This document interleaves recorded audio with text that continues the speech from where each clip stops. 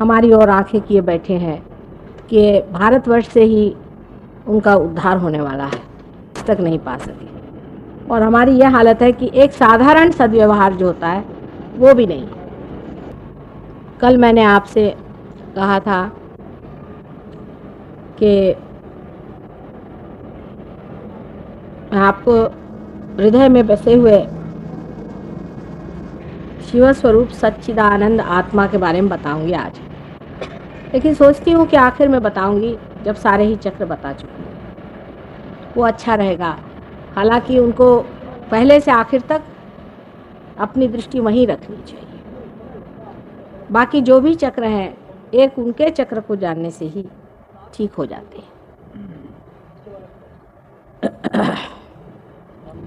इन 3 हृदय चक्र के 3 हिस्सों से ऊपर एक बहुत ही महत्वपूर्ण चक्र है जिसे हम लोग विशुद्धि चक्र कहते हैं। विशुद्धि चक्र, इसके जहाँ पे हमारा कंठ होता है, इसके बराबर पीछे में ये चक्र होता है। अब इसके लिए आप एग्जैक्टली नहीं किसी के लिए कह सकते कि ये यहीं होता है, क्योंकि ये बड़ी ही सूक्ष्म चीज़ है, थोड़ा ऊंचे नीचे होता ही है। जैसी जैसी मनुष्य की प्रकृति होती है और जैसे जैसे उसका फॉर्म होता है, वैसे ही इसके चक्र की भी स्थितियाँ उस तरह से थोड़ी बहुत आगे पीछे होती हैं। कभी कभी 1 इंच का भी फर्क होता है। इसलिए आप ये नहीं कह सकते कि ये बराबर उस जगह ही होगा। थोड़ा सा मैंने देखा है, किसी का ऊपर होता है, किसी का नीचे होता है, किसी का और भी नीचे होता है। बहरहाल ये कंठ जहाँ पे है, इस कंठ के पीछे में यहाँ हमारा विशुद्धि चक्र है। ये चक्र बहुत ही महत्वपूर्ण है मानव के लिए। जानवरों में ये चक्र इतना बढ़ा हुआ नहीं, ना ही इतना वो प्रगल्भ है। मनुष्य की शुरुआत ही इस चक्र से हुई है, समझ लीजिए पूरी तरह से। इस चक्र में श्री कृष्ण विराजते हैं और राधा जी उनकी शक्ति है। रा माने शक्ति, धा माने जिसने धारणा की। कृष्ण का मतलब होता है कृषि करने वाले, जिन्होंने कृषि की है। आप सबकी कृषि उन्होंने की। आपके अंदर इन्होंने बीज भरे, उन्होंने पहले बीज आपके अंदर भरा कि उस अनंत को जानिए, परमात्मा को जानिए, परम तत्व को जानिए। इसका बीज उन्होंने भरा, इसीलिए उनको कृष्ण कहते हैं। ये चक्र मनुष्य में तब घटित हुआ जब उसने अपनी गर्दन ऊपर पूरी तरह से उठा ली। आप जानते हैं कि जानवर की गर्दन नीचे होती है। उसके बाद कुछ ऐसे जानवर हैं जिनको कि हम कह सकते चिंपैंजी या बंदर की लंगूर वगैरह जो जातियां हैं, उसमें भी थोड़ी बहुत गर्दन ऊपर आ जाती। लेकिन मनुष्य की गर्दन जो बिल्कुल सीधी हो गई है, ऐसे किसी भी प्राणी मात्र की नहीं हुई। ये गर्दन सीधी होने की वजह से ही मनुष्य की स्वतंत्रता स्थापित हो गई। वो किस प्रकार, मैं आपसे बताती हूँ। ये विशुद्धि चक्र से ही हमारे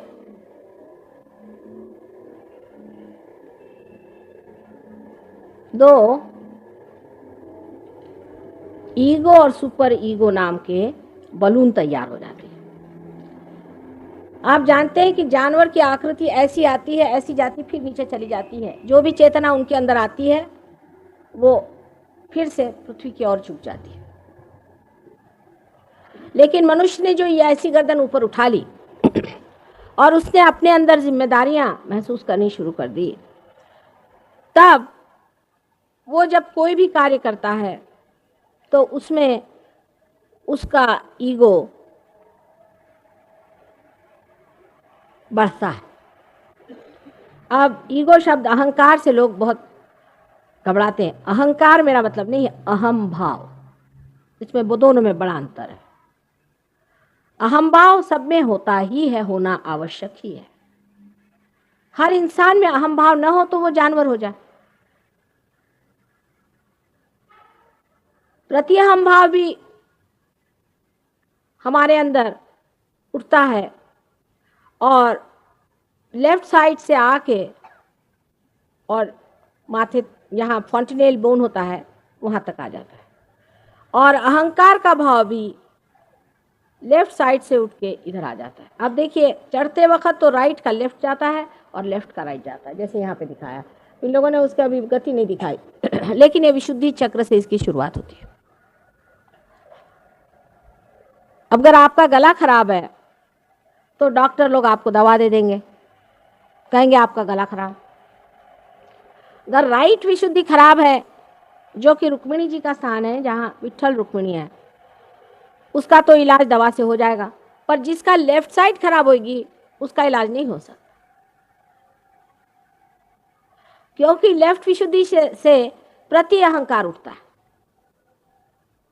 ये कंडीशनिंग से होता है, जो आपके अंदर कंडीशनिंग हो गई उससे होता है। जैसे कि एक बच्चा मैंने बताया था, माँ के पास है, दूध पी रहा है, आनंद में है। जब माँ उसको बदलना चाहती है तो बच्चे में अहंकार जागृत होता है कि ये क्यों हमें सता रही हैं, या ऐसे हमें क्यों उन्होंने बीच में दखल दी, डिस्टर्ब किया।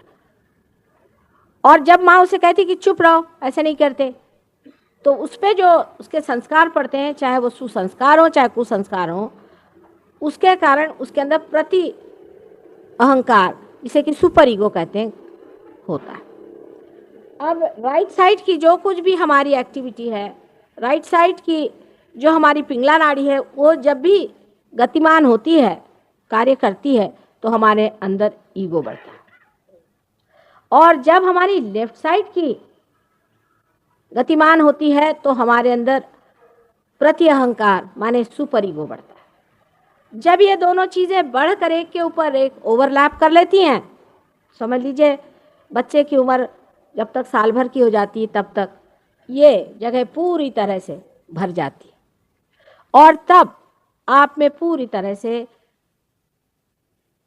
हम अलग हैं ये भावना आ जाती है, जिसे कहना चाहिए अहम भाव, कि हम अलग हैं, आप अलग हैं, जिसे अंग्रेजी में कहते हैं आईनेस। हम लोग सब अलग अलग हो जाते हैं। हम सोचते हैं कि हमारा ये नाम है, उनका ये नाम है। अगर छोटे बच्चों से आप बात करिए तो हमेशा थर्ड पर्सन में वो बात करते हैं, फर्स्ट पर्सन में नहीं कहेंगे कि मैं जा रहा हूँ। जैसे हमने मुन्ना से कहा कि बेटे अब तुम जाओगे कि नहीं, नानी ये मुन्ना नहीं जाएगा, बहुत जिद्दी है, थर्ड पर्सन में बात करेंगे। माने उनका जो है सामंजस्य उस मुन्ना नाम से नहीं हो पाता है, आइडेंटिफिकेशन नहीं हो पाता है। वो हमेशा थर्ड पर्सन में बात करेंगे कि ये नहीं मानने वाला, ये बड़ा जिद्दी है, माने ये दूसरा है कोई मुन्ना, और ये जो मैं हूं ये अलग है। जैसे जैसे आदमी बड़ा होने लगता है वैसे वैसे इसकी ये जो दोनों ही चीज़ें हैं बढ़ती जाती हैं, घनी होती जाती हैं, और उतना ही वो अलग हटते जाता है उस विश्वव्यापी शक्ति से। अब जानवर जो हैं वो इस विश्वव्यापी शक्ति से एकाकार ही हैं, लेकिन वो इस मामले में चेतित नहीं है, माने उनमें अवेयरनेस नहीं है इसकी। आप अंतर एक समझ लें कि आपको वो चेतित करने के लिए ही परमात्मा ने इस तरह से इस शेल के अंदर डाल दिया, समझ लीजिए, या इस एक अलग व्यक्तित्व में ढाल दिया, हर एक का व्यक्तित्व अलग बना दिया, कि आप अपनी स्वतंत्रता में परमात्मा को खोजें, अच्छाई को खोजें और उसी को माने। इसलिए ये व्यवस्था की गई। अब आप कहेंगे कि ये क्या ज़रूरत थी, परमात्मा को चाहिए था। लोग बहुत से कहते भी हैं कि सीधे सीधे डायरेक्टली उसको रियलाइजेशन क्यों नहीं दे दिया, जानवर से उठा के मनुष्य को एकदम से रियलाइजेशन दे देते हैं, तो ये प्रश्न नहीं खड़ा होता। लेकिन उत्क्रांति की, एवोल्यूशन की एक दशा तक तो परमात्मा कार्यान्वित होते हैं और सब अपने स्वभाव के अनुसार चलते हैं। जैसे कि बिच्छू होएगा तो वो शेर की चाल नहीं चलेगा, और अगर सांप होगा तो सिंह की चाल नहीं चलने वाला। उनका स्वभाव जो है वो वैसा ही बने रहेगा, वो नियत रहेंगे, उसी पे नियति पे चलेंगे। उनका जो कुछ भी आप कंडीशनिंग करेंगे उस पे चलेंगे, वो कंडीशनड हो जाते हैं एटमॉस्फेयर से, उसी के मुताबिक वो रहते हैं। लेकिन एक मानव ही ऐसा है कि उसके अंदर गीदड़ भी होएगा और उसके अंदर सांप भी होएगा और सिंह भी होएगा और शेर भी होगा, राक्षस भी होएगा, भगवान भी होएगा। एक मनुष्य ही है क्योंकि वो स्वतंत्र है, क्योंकि वो फ्री है। उसको चाहे तो वो बुराई करे और चाहे तो अच्छाई करे।